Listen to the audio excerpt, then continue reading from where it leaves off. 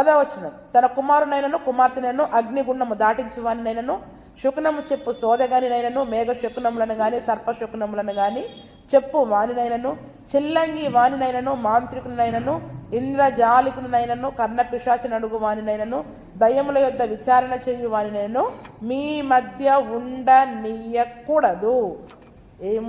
ఎవరు ఉండకూడదంటండి? అందులో చాలా ఉన్నాయి. కుమారులని కుమార్తెలను ఏం చేస్తారంట? అగ్నిగుండాలను దాటించేవాళ్ళు. ఈ మధ్యలో తగ్గిపోయినాయి, కానీ ఇప్పటికీ అగ్నిగుండాలు దాటేటోళ్ళు ఉన్నారా లేదా? చాలా చోట్ల మంటల్లో నడుచుకుంటూ వెళ్తారు కదా, నిప్పుల మీద కాలు నడుచుకుంటూ వెళ్తారు. ఎవరికైనా ఏదైనా అనారోగ్యం ఉన్నా, ఒకరి క్షేమము కొరకు ప్రార్థన చేయాలనుకున్నా వాళ్ళు ఏం చేస్తారంట? అగ్నిగుండము పైన నడుచుకుంటూ వెళ్తారు. దానివలన వారి పాదాలు ఏమైపోతాయి చెప్పండి? అంతకుముందు అధ్యాయంలోనో ఎప్పుడు 2 అధ్యాయాల ముందు చెప్పా కదా, మీరు మీ శరీరానికి బాధ కలుగజేసుకోకూడదు, మిమ్మును మీరు బాధ పెట్టుకోకూడదు. మన శరీరాన్ని బాధ పెట్టే సంగతిని మనం ఏం చేయడానికి వీలులేదు. ఎందుకంటే ఈ శరీరము ఎవరి వలన మనకి అనుగ్రహించబడింది? దేవుని వలన అనుగ్రహించబడింది. మరి కుమారులు కుమార్తెలు ఎవరిచ్చిన స్వాస్థ్యం? మనకి దేవుడిచ్చిన స్వాస్థ్యం. వాళ్ళని కూడా ఏం చేస్తున్నాము? అందులో నిప్పుల మీద నడిపించే వాళ్ళని బాధ పెట్టేవారిగా ఉంటున్నారు. దేవునికి హేయుడు వాడు, దేవునికి హేయుడు. కాబట్టి చూడండి, పిల్లలని బాధ పెట్టడం. అందుకనే చాలామంది చేస్తారంటే కొట్టరు పిల్లల్ని. అమ్మో ఇంత దెబ్బ పడితే తట్టుకోలేమని పిల్లల్ని కొట్టకుండా పెంచుతారు చాలామంది. వాడు పాడు కాకుండా దేవుడు దెబ్బలేయమన్నాడు, కానీ ఇటువంటి శిక్షలు వేయొద్దన్నాడు. ఏం చెప్పండి?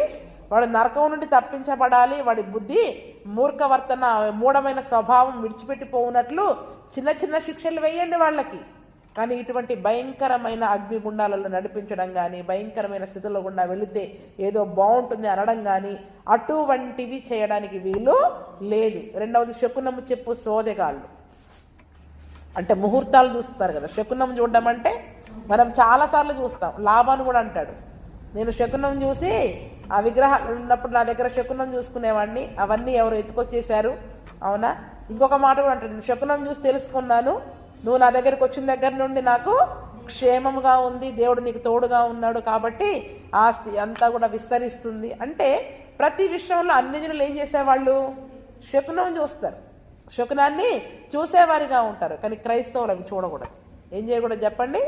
క్రైస్తవులు అవి చూడడానికి వీలేదు. వాళ్ళు శకునం చూసి ఎప్పటి నుంచి మేలు కలుగుతుంది, ఎప్పుడు మనకి అభివృద్ధి ఉంటుంది, పండితులు చెప్తా ఉంటారు కదా, ఈరోజు నీకు లాభప్రాప్తి కలుగుతుంది. ఎక్కడ చదువుకుంటారు చాలామంది, పేపర్లలో రాశులు ఇస్తూ ఉంటారు. వారికి ఉన్న రాశిని బట్టి ఆ రోజు వాళ్ళకి మేలు జరుగుద్దా కీడు జరుగుద్దా టీవీలో చెప్తా ఉంటారు, పేపర్లలో వేస్తూ ఉంటారు. ఆ రాశులను బట్టి చాలామంది ఏం చేస్తారు? ఈరోజు నాకు లాభం అంటే ఏదో డబ్బులు దొరుకుతాయి, ఏదో మేలు జరుగుద్ది అంటే ఆ శకునం చూడడం. ఏం జరగబోతుంది ఇప్పుడు నా జీవితంలో? చాలామందికి ఏం ఆశ? ఇప్పుడు నా జీవితంలో ఏం జరగబోతుందని తెలుసుకోవడానికి అన్ని జనుల దగ్గరికి వెళ్ళి దేవుని దగ్గర విచారణ చేయండి. అయ్యా, నా పట్ల నీ చిత్తం ఏంటి, నీ ఉద్దేశం ఏంటి? దేవుని దగ్గర విచారణ చేయండి. కానీ వాటి కొరకు ఆ కంప్యూటర్ జాతకాలు వచ్చాయి ఈ రోజుల్లో. కంప్యూటర్లో మన ముఖం పెడితే వాడు మన జాతకం చెప్పేస్తూ ఉంటాడు. చాలామంది చిలక అంటే జోష్యాలు చెప్పించుకుంటూ ఉంటారు. ఇవన్నీ కూడా అప్పట్లో సోది చెప్పేటోళ్ళు ఉండేవాళ్ళు. బుట్ట పెట్టుకొని సోది చెప్తానమ్మా, సోది చెప్తాను, జరిగింది చెప్తా, జరగబోయేది చెప్తా. ఏదైనా మనం ఏర్పరచుకున్న మన దేవుని మీద మనం ఆధారపడాలా, దేవుడి ద్వారా మనం తెలుసుకోవాలి. కానీ ఇతరుల ద్వారా అంటే అన్య జనుల ద్వారా తెలుసుకోవడానికి మరి మనం ప్రయత్నము చేయకూడదు. అందుకని శకునము చెప్పేవాళ్ళు, సోది చెప్పేవాళ్ళు మేఘ శకునములను కానీ సర్ప శకునములను కానీ చెప్పువాని నైనను. మేఘాలను చూసి శకునం చెప్తారంట. మేఘాలు వచ్చిపోయే మేఘాలు ఉంటాయి కదా, ఆ మేఘాన్ని బట్టి మంచి జరుగుతుందా కీడు జరుగుతుందా ఇవన్నీ చెప్పేవాళ్ళని చిల్లంగి వారినైనను. ఈ చిల్లంగి వాడేవారంటే వీళ్ళంతా కూడా మాంత్రికులకు సంబంధించిన వాళ్ళు. చిల్లంగి వాడు, మాంత్రికుడు, ఇంద్రజాలికుడు అంటే మెజిషియన్. అప్పట్లో మ్యాజిక్ షోలు పెట్టేటోళ్ళు. కర్చీప్లో నుంచి పావురాలు తీయడం, గాల్లో నుంచి బూడిద ఇలాగంటే సీతాకోక చిలకలేగరడం, అంటే ఏదో ఒక మ్యాజిక్. చాలామంది మ్యాజిక్ షోలు పెడతారు, మంత్ర తంత్రాలతో చేసేది. ఏం చెప్పండి? Magic show.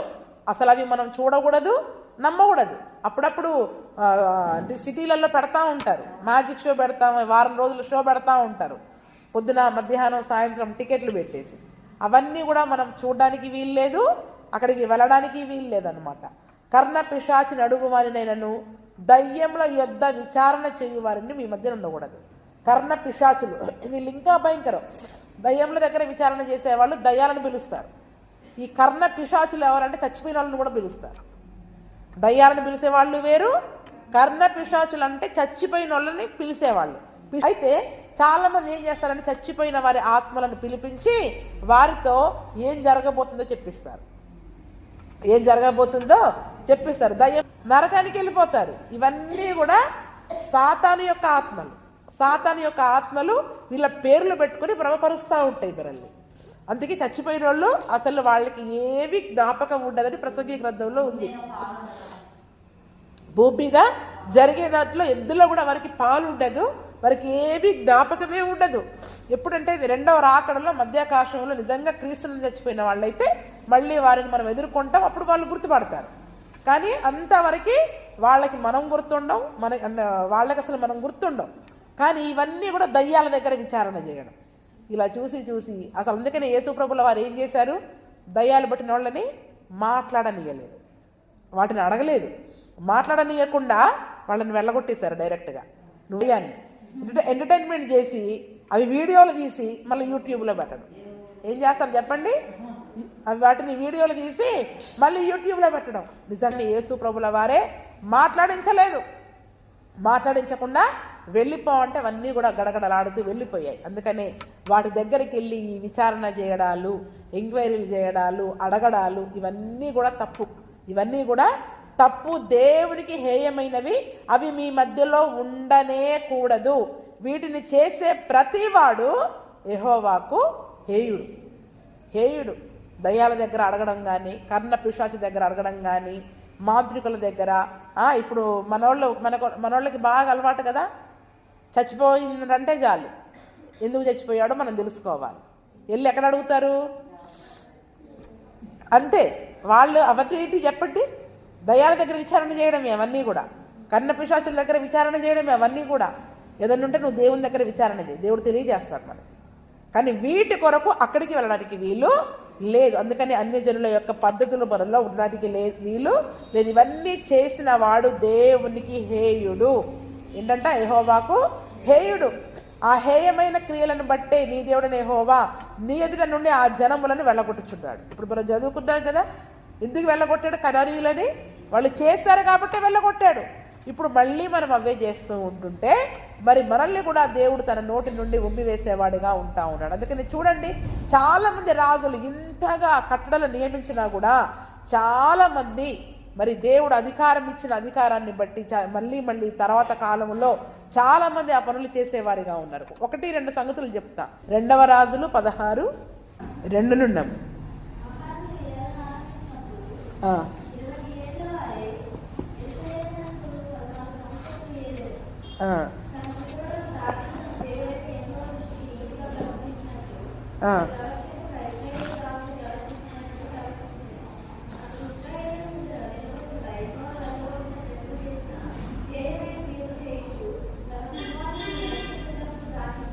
ఎవరని చెప్పనీరా?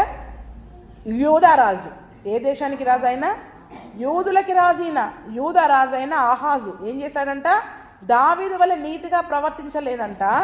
ఇజ్రాయిల ముందర నిలవకుండా యెహోవా వెళ్ళగొట్టిన జనులు చేసిన హేమైన క్రియలు చేశారు. ఈరోజు చాలామంది క్రైస్తవులు కూడా ఇలాగే ఉంటున్నారు. దేవుడు ఎంత చెప్పినా కూడా వద్దన్న వాటిని ఏం చేస్తూ ఉంటారు? అన్ని జనుల ఆచరణలను తీసుకొచ్చి చేస్తూ ఉంటారు. ఇతను ఏం చేశాడంట? తన కుమారుణ్ణి అగ్నిగుండాన్ని దాటించాడు. మరియు అతడు ఉన్నత స్థలములలో కొండ మీద సమస్తమైన పచ్చని వృక్షముల క్రింద బలులు అర్పించుచు ధూపము వేయించు ఉన్నారు. అందుకని చూడండి, దేవుడు ఎంతగా చెప్పినా కూడా వీళ్ళు ఏం చేస్తున్నారు చెప్పండి? అసలు వినకుండా మళ్ళీ అదే ప్రవర్తనను చేసేవారిగా దేవుడు వెళ్ళడానికి వీళ్ళ క్రియలే కారణం. 21 కూడా చదవండి. ఆహాజు రాజు గురించి చదువుకున్నాం. ఇక్కడ 12 సంవత్సరాలండి. ఎంత ఆ వయసులో సింహాసనం ఇచ్చాడంటే దేవుడు ఎంత భయభక్తులు కలిగి ఉండాలి. కానీ ఏం చేశాడంట? యెహోవా దృష్టికి చెడుతనమే చేశాడంట. దేవుడు ఎవరినైతే వెళ్ళగొట్టి అట్లా చేయొద్దని చెప్పాడో అవే హేయ క్రియలు చేయించు వచ్చాడంట. ఇతను ఏం చేశాడు చదవండి. హిజ్కియా పడగొట్టిన ఉన్నత స్థలములను ఇతను హిజ్కియా కొడుకు. హిజ్కియా దేవుని యందు భయభక్తులు కలిగి అటువంటి విగ్రహాలు, ఉన్నత స్థలాలు, దేవతా స్తంభాలు ఉంటే అన్ని పడగొట్టేశాడు. ఇప్పుడు కొడుకు వచ్చి ఏం చేశాడు చెప్పండి? వాటిని మళ్ళీ తిరిగి కట్టించాడంట. దేవతలకి బలిపీఠాలు కట్టించాడంట. ఆహాబు చేసినట్లు దేవతా స్తంభాలను చేయించి నక్షత్రములకు మ్రొక్కి వాటిని ఇంతకుముందు పోయిన అధ్యాయంలో మనం చదువుకున్నాం కదా, ఆకాశ నక్షత్రాలకి మొక్కకూడదు, పూజ చేయకూడదని. చూడండి, బైబిల్లోనే ఉన్నారు చేసిన వాళ్ళు. మనష్షే అవి చేయడం ద్వారా ఎంత భయంకరమైన సమస్యల గుండా వాళ్ళు వెళ్ళారు. అంతేకాదు 4వ వచనం కూడా చదవమ్మా.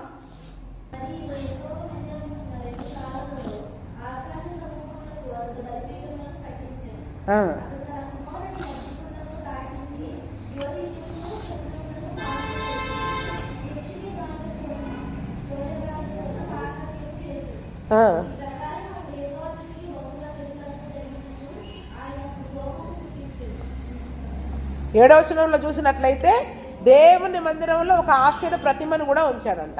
ఏంటంట? ఇంకా మీరు తర్వాత అధ్యాయం అంతా చదువుకుంటే అతను చేసిన హేయమైన కార్యాలన్నీ రాయబడి ఉంటాయండి.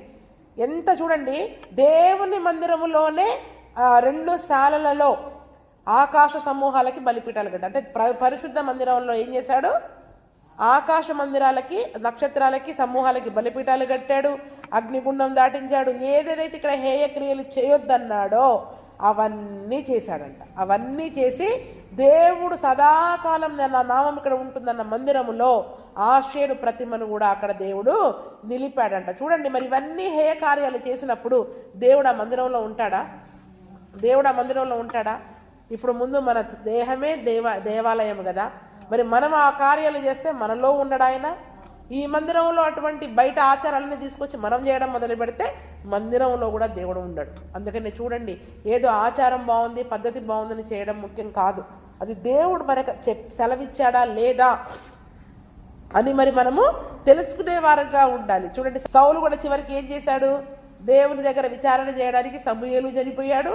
దేవుడు కూడా అతనితో మాట్లాడడం మానివేశాడు. కర్ణపిశాచి గల స్త్రీలని వెళ్ళగొట్టిందే ఆయన. కానీ చివరికి రేపు యుద్ధంలో నేను గెలుస్తానా గెలవనా, ఏం జరగబోతుంది తెలుసుకోవాలి. తెలుసుకుందామంటే దేవుడు మాట్లాడడం మానేశాడు. ప్రవక్త లేడు, ప్రవక్త చనిపోయాడు. చివరికి ఎక్కడికి వెళ్ళాడు? మారువేషంలో కర్ణపిశాచి దగ్గరికి వెళ్ళాడు. కర్ణపిశాచి దగ్గరికి వెళ్ళి ఆ కర్ణపిశాచి దగ్గర మరి సమూయేలుని రప్పించమని మాట్లాడినప్పుడు నిజానికి వాళ్ళు ఇవన్నీ కూడా అబద్ధాలే. కానీ నిజంగానే ఆమె సమూయేలు పేరు పెట్టి ఎవరో అనుకొని ఆమె పిలిచినప్పుడు నిజంగా సమూయేలు వచ్చారు. ఎవరు వచ్చారు? నిజంగానే సమూయేలు వచ్చేసరికి ఆమె భయపడిపోయింది. ఎందుకంటే అప్పటిదాకా పిలిస్తే ఎవరు వచ్చేవాళ్ళు కాదు. ఈమెనే ఏదో మాయాలు తంత్రాలు చేసి మాయమంత్రాలు చేసి చెప్పేది వీళ్ళంతా కూడా కదా. నిజంగా సమూయేలు వచ్చేసరికి మరి ఆమె భయపడిపోయి ఏ రాజులనైతే దేవుడు ఏవైతే చేయకూడదు, క్రైస్తవులను చేయకూడదని చెప్తూ ఉన్నాడో, ఏదో జీవితకాలం అంతా వెళ్ళకపోయినా ఏదో ఒకసారి వెళ్తారు. ఏదో ఒకసారి ఎక్కడో ఏదో తెలుసుకోవడానికి ప్రయత్నం చేసి దేవుని శిక్షను పొందుకుంటున్నాం. దేవునిలో నిలిచి ఉండకుండా ఉంటున్నాం. దేవుడు వెళ్ళగొట్టడం అంటే ఏంటి చెప్పండి? వేయడం, ఉమ్మి వేయడం అంటే ఏంటి? దేవునిలో మనం ఉండకుండా. క్రైస్తవులు మన పేరు పెట్టుకొని ఉంటాం కానీ దేవునిలో ఉండం. ఇవన్నీ కూడా మరి బుద్ధిహీనమైన పనులుగా మరి ఉంటూ ఉన్నాయి. కీర్తనల గ్రంథం 147 చదవండి. 147, 19.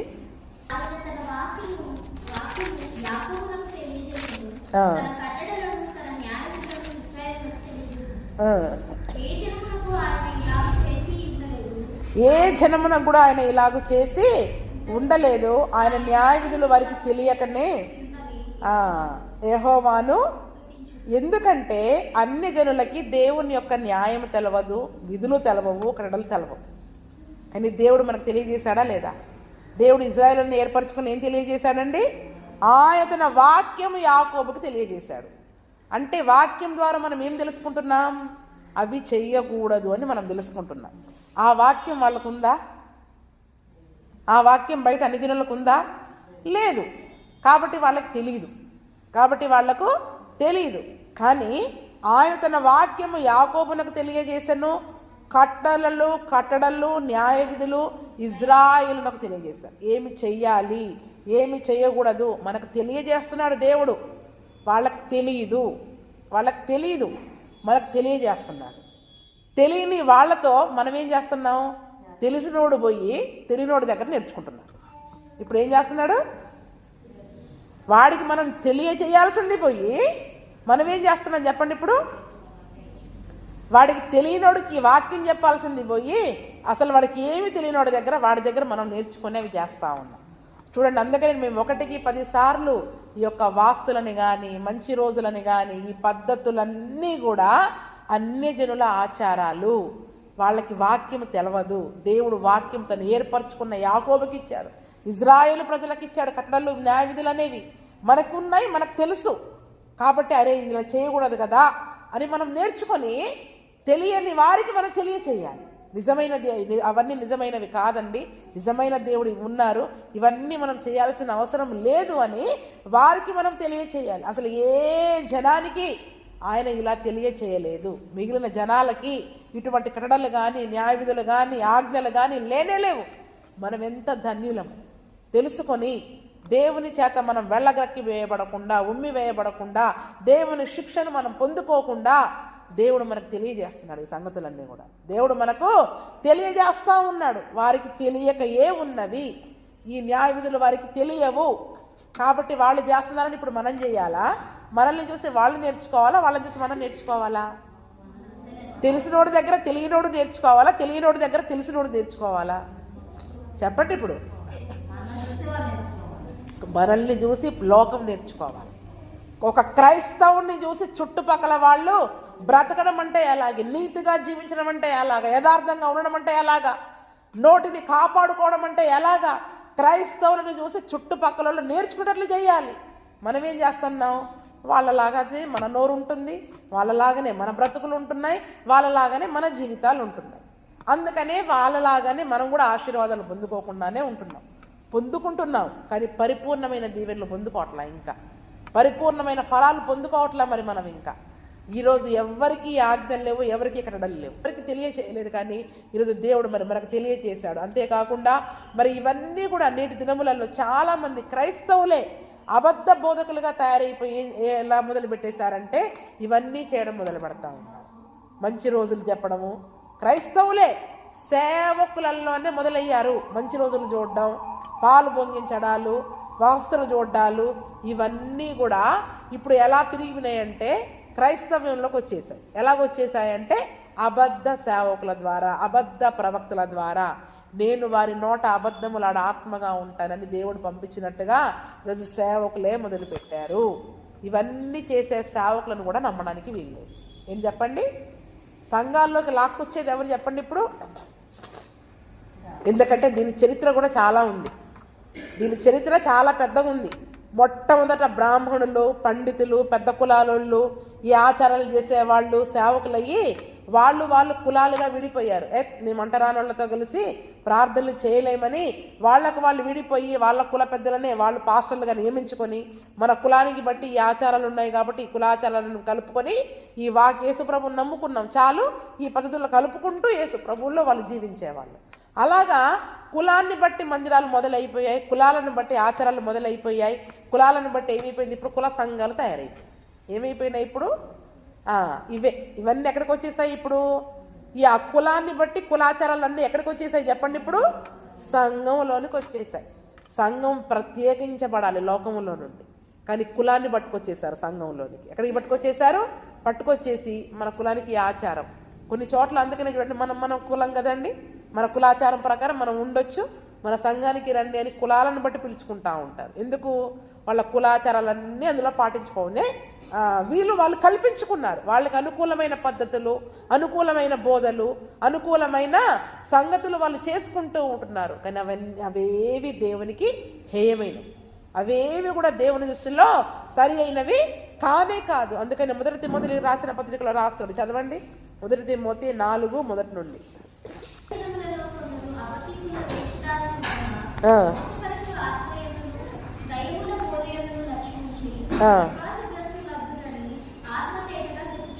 కడవరి దినములలో కొందరు దేనిపైన లక్ష్యం ఉంచుతారంట? ఈ వేషధారణ జీవితమే. నిజానికి లోపల అంతా ఒట్టిదే. పైకి వాడు ఏదైనా చెప్పేసరికి మనం ఏమనుకుంటాం? నమ్మేసి ఏమనుకుంటామంట?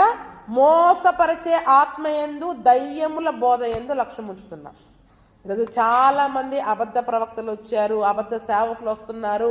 ఏంటంటే ఇవేవో మంచి రోజులు చూడడం, ఈ వాస్తులు చూడడం, ఇవన్నీ చూడడం, కుల ఆచారాలను పట్టుకొచ్చేసి సంఘంలోనికి పట్టడం, ఈ పద్ధతులను కలిపే వాళ్ళందరూ ఎవరు చెప్పండి? మోసపరిచే ఆత్మ. ఇది దయ్యముల బోధ.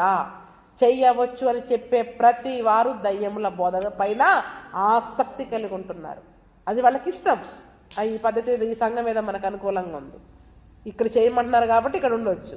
చేయొద్దన్న చోటికి మీరు చూడండి, కొన్ని సంఘాలలో ఇప్పటికీ నువ్వు ఇలా ఉంటేనే ఉండు సంఘంలో, లేకపోతే వెళ్ళిపో. రేపు పరలోకానికి వెళ్ళాలంటే ఇలానే సిద్ధపడాలి నువ్వు. మనకేంటంటే మనకి సంఖ్య కావాలి కదా. పరలోకం వెళ్ళే సంగతి దేవుడు. మనకి ఎవరు కనపడాలి? కంటికి 10 మందిని సిద్ధపరచుకోవడం ముఖ్యమా? 100 మందితో నరకానికి పోవడం ముఖ్యమా? చెప్పండి. 1000 మందిని తీసుకెళ్తాం వెనకాల, వాళ్ళకి నచ్చినట్టుగా మనం అనుకూలమైన బోధనలు చేసుకొని అందరిని నరకానికి పట్టుకెళ్ళే కంటే మాట వినేవాళ్ళు 10 మంది ఉన్నా చాలు, ఒక్కరున్నా చాలు. మనకేంటంటే వాళ్ళు ఒప్పుకున్నారు కదండి, వాళ్ళ సంఘంలో చేస్తున్నారు కదండి, మనం ఒప్పుకుంటే వాళ్ళు కూడా వస్తామన్నారు, వీళ్ళు వస్తామన్నారు, రానవసరం లేదు. అటువంటి వాళ్ళు వచ్చి మనల్ని చెడగొట్టే అవసరమే లేదు. అందుకని అంత్య దినాలలో దేనిపైన లక్ష్యం ఉంటుందంట? మనకి మోసపరిచే ఆత్మనే నమ్ముతారు, నిజాన్ని నమ్మరు. సత్య బోధన ఇప్పటికీ నమ్మట్లేదు. మన సంఘం కూడా అంతే. దేవుడు శక్తిమంతుడమ్మా, ఆయన మాట నమ్మండి అంటే ఆయన శక్తి వైపు, ఆయన బలం వైపు చూడట్లే, ఇంకా దయ్యాల వైపే నమ్ముతాం. ఏం నమ్ముతాం చెప్పండి అమ్మ? మనం దయ్యాలపైనే మన లక్ష్యం ఉంటుంది. అందుకనే వీళ్ళందరూ విశ్వాస భ్రష్టులగుదురని పరిశుద్ధాత్మ తేటగా చెప్తున్నారు. విశ్వాసంలో వీళ్ళందరూ పడిపోతారు, విశ్వాస భ్రష్టులు అయిపోతారంట వీళ్ళందరూ. కాబట్టి ఏం వింటున్నాము, దేనిపైన మన ధ్యాస ఉంది, దేనిపైన మన గురి ఉంది, మనం జాగ్రత్తగా కాపాడుకోవాలి, గమనించుకోవాలి. మన విశ్వాస భ్రష్టులమయ్యే గుంపులో ఉన్నామా? విశ్వాసంలో అంతకంతకు ఎదుగుతూ ఉండే గుంపులో మరి మనం ఉన్నామా? మన లక్ష్యం ఎక్కడుంది? మన గురి ఎక్కడుంది? లక్ష్యం అంటే ఏంటి చెప్పండి? గురి. మన గురి ఎక్కడుండాలి? సదాకాలం యెహోవా యందే నా గురి నిలుపుచున్నాను అంటాడు భక్తుడు. దేవుని పైన మన గురి ఉండాలి, ఆయన వాక్యం పైన గురి ఉండాలి, ఆయన కట్టడ పైన గురి ఉండాలి, ఆయన న్యాయవిధి పైన గురి ఉండాలి. ఇక్కడ మోసపరిచేటోళ్ళు వచ్చి 100 మ్యాజిక్లు చేస్తారు. ఆ మ్యాజిక్లను చూసి మనం నమ్ముతాం. ఏం చేస్తున్నాం చెప్పండి? ఆ మ్యాజిక్లను చూసి మరి మనము నమ్మేవారిగా ఉన్నాం. కాబట్టి చూడండి ఇక్కడ. అందుకనే మరి చాలా సంగతులు ఉన్నాయి అలా మనం చెప్పుకుంటూ పోవాలంటే. మళ్ళీ వద్దాం. ద్వితీయోపదేశకాండము 13వ వచనము.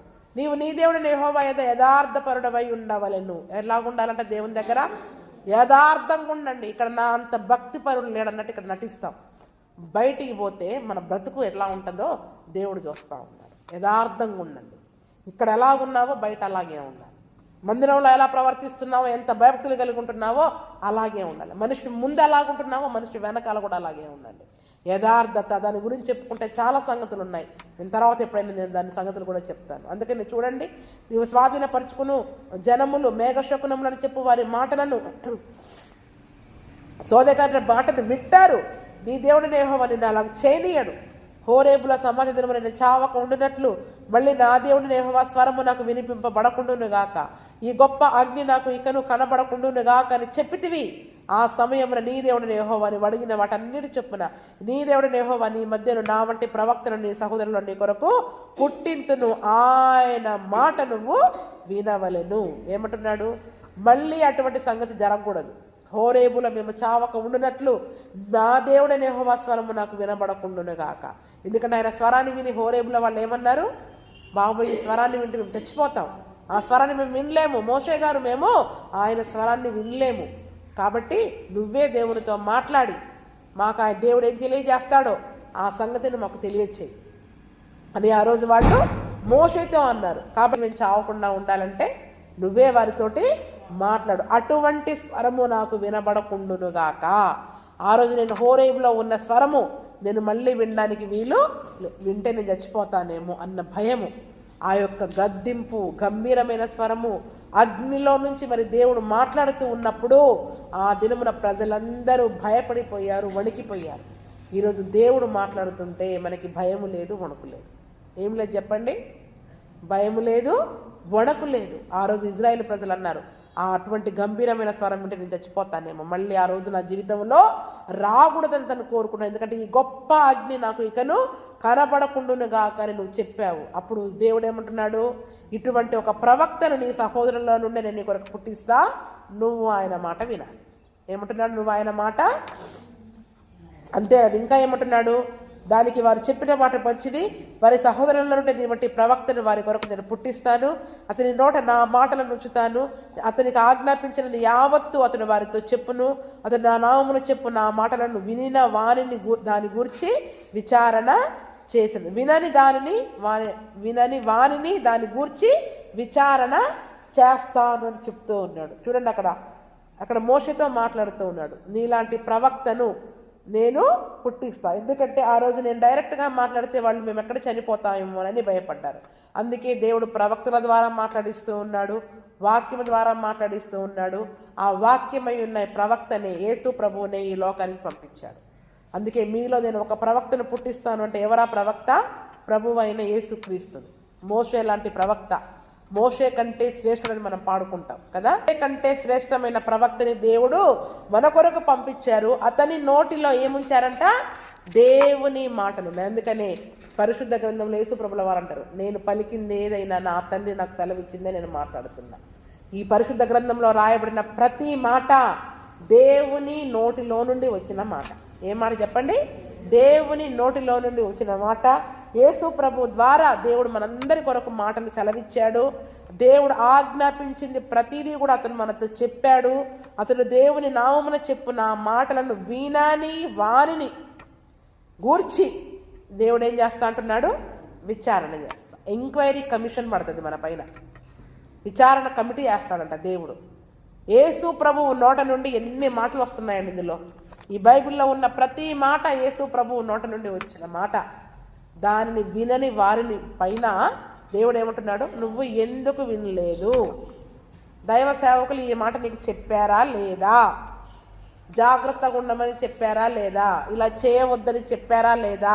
ఇలా చేయమని చెప్పారా లేదా? యేసు ప్రభు సెలవిచ్చిన మాట దైవ సేవకుల నోటి వెంట మీ దాకా వచ్చిందా లేదా? నేను మాట్లాడితే మీరు చచ్చిపోతారని భయపడే కదా నా వాక్యాన్ని పంపించింది. మరి ఎవరైతే మాట వినలేదో వారిని నేను దాని గురించి విచారణ చేస్తా అంటున్నాడు. ఏంటంటే చూడండి, ఎంక్వైరీలో కూర్చోవడం అవసరమా? కోర్టు కేసులోకి వెళ్ళి ఎంక్వైరీ బోర్డులలో నిలబడడం అవసరమా? మనము ఎంక్వైరీ చేయడం అంటే ఏంటి? కోర్టు బోర్డులలో నిలబడి నువ్వు ఎందుకు చేయలేదు, ఎందుకు ఈ పని వద్దన్నది చేసావు అని దేవుడు అడుగుతూ ఉంటే మన దగ్గర ఏం సమాధానాలు ఉంటాయి చెప్పండి అప్పుడు అక్కడ. అందుకనే ఈరోజు మనం చాలా జాగ్రత్తగా ఉండాలి. దేవుని నోటి నుంచి వచ్చిన ప్రతి మాటని వినేవారిగా మరి మనము ఉండేవారిగా ఉంటాం. అంతేకాదు, ఏ ప్రవక్త అహంకారము పూని నేను చెప్పుమని తన ఆజ్ఞాపించని మాట నా నామమున చెప్పునో, ఇతర దేవతల నామమున చెప్పునో, ఆ ప్రవక్త కూడా చావాలి. చాలామంది ఏం చేస్తున్నారు? దేవుడు చెప్పడు కానీ అహంకారంతో చెప్తారు. ఒక వ్యక్తి నచ్చలేదనుకోండి వాళ్ళకి వ్యతిరేకంగా చెప్తారు. ఒక వ్యక్తి నచ్చారనుకోండి వాళ్ళకి అనుకూలంగానే చెప్తారు. అది దేని వల్ల చెప్తున్నారు? అహంకారంతో చెప్తూ ఉన్నారు. కాబట్టి అతను కూడా చావాలి. ఇప్పుడు మనకు అనుకూలమైన వాళ్ళకి వాక్యం విరోధంగా వచ్చిందండి, కానీ మనం ఏం చేస్తాం? అలా చెప్తే వీళ్ళు నొచ్చుకుంటారని చెప్పి ఏం చేస్తారు చెప్పండి? చాలామంది దాన్ని అనుకూలంగా మార్చి వాళ్ళ మనసుని మెప్పించే ప్రయత్నం చేస్తారు. కానీ వాడి ఆత్మ నాశనం అవుతుంది కదా. నువ్వు చెప్పకపోవడం వల్ల వాడి ఆత్మ ఏమవుతుంది చెప్పండి? నాశనం అయిపోతుంది కదా. కాబట్టి వాడు చావాలి. అంటే ఒక ఆత్మని ఎటు నడిపిస్తున్నాం అనేది సేవకుల పైన ప్రత్యేకంగా ఉంటుంది. అందుకనే మేము ఖచ్చితంగా ఖండితంగా చెప్తాం. మీరు తిట్టుకున్నా పర్వాలే, కొట్టుకున్నా పర్వాలే, ఏం చేసినా పర్వాలే, కానీ ఆత్మల రక్షణ కొరకు మీరు సరి అవ్వాల్సిందే మేము చెప్తా ఉంటాం. అందుకని ఏదో ఒక మాట యెహోవా చెప్పింది కాదని మేము ఎట్లు తెలుసుకొనగలమని మీరు అనుకునే ఎడలా, ఇప్పుడు ఇది దేవుడు చెప్పిందా కాదా అని మీరు తెలుసుకోవాలంటే ఏంటి సంగతి? ప్రవక్త యెహోవా నామమున చెప్పినప్పుడు ఆ మాట జరగకపోయిన ఎడలను, ఎన్నడూ నెరవేరకపోయిన ఎడలను అది యెహోవా చెప్పిన మాట కాదు. ఆ ప్రవక్త అహంకారం చేతనే దాన్ని చెప్పాను కానీ దానికి మీరు భయపడవద్దు అని దేవుడు చెప్తా ఉన్నాడు. ఎట్లా తెలుసుకుంటారు చెప్పండి? ఇప్పుడు ఇది దేవుడు చెప్తున్న మాటలా, ఏదో మీరు సొంతంగా చెప్తున్నావా? మీ మీద కోపంతో ప్రేమతోటి చెప్పే మాటలా దేవుడు సెలవిచ్చిన మాటలు ఎలా తెలుసుకుంటున్నారు? అది జరుగుతున్నాయా లేవా? చెప్పండి, జరుగుతున్నాయా లేవా? చెప్పినట్టు జరిగితే దేవుని నోట నుండి మాట వస్తుందని జాగ్రత్త కలిగి ఉండాలి. అవి జరగలేదు, కొన్ని ఇప్పుడే కాదు, కొన్ని సంవత్సరాల తర్వాత అయినా జరగవచ్చు, అసలు ఎప్పటికీ జరగలేదు. అది ఆ ప్రవక్త అహంకారంతో చెప్పాడు, కోపంతో చెప్పాడు, కావాలని చెప్పాడు, అంతే. ఏదో నీ మీద కోపంతో చెప్పాడు కానీ అది నిజానికి అది జరగదు. చాలామంది ఏంటంటే మనుషులను భయపెట్టడానికి, వాళ్ళని మెప్పించడానికి, వాళ్ళ తమ అదుపు ఆజ్ఞలలో పెట్టుకోవడానికి చాలామంది అలా చెప్పేవారిగా ఉంటారు. కాబట్టి ఈరోజు మనం ఏం వింటున్నామనేది చాలా జాగ్రత్తగా వినాలి. ఈరోజు ప్రవక్త నోటి వెంట, దైవ సేవకుల నోటి వెంట వచ్చిన మాటలను వినని వాని గురించి దేవుడు జడ్జిమెంట్లో, తీర్పులో నిలబెడతానంటున్నాడు. ఈరోజు దేవుడేమో మనల్ని తీర్పు నుండి తప్పించడానికి ప్రయత్నం చేస్తున్నాడు. మరి మనం మాట వినకుండా ఎక్కడికి వెళ్తున్నాం చెప్పండి? తీర్పులోనికి వెళ్ళే ప్రయత్నం చేస్తూ ఉన్నాడు. కాబట్టి మరి ఎంక్వైరీ కమిషన్ మన మీద పడకుండా, దేవుడి చేత మనం విచారింపబడే వారముగా కాకుండా, ఆ తీర్పులోనికి రాకుండా మనల్ని మనము దేవుని దైవ సేవకుల నోటి వెంట నుంచి వచ్చిన ప్రతి మాటకి లోబడే కృపను ప్రభువైన యేసుక్రీస్తు మనకు దయచేయునుగాక.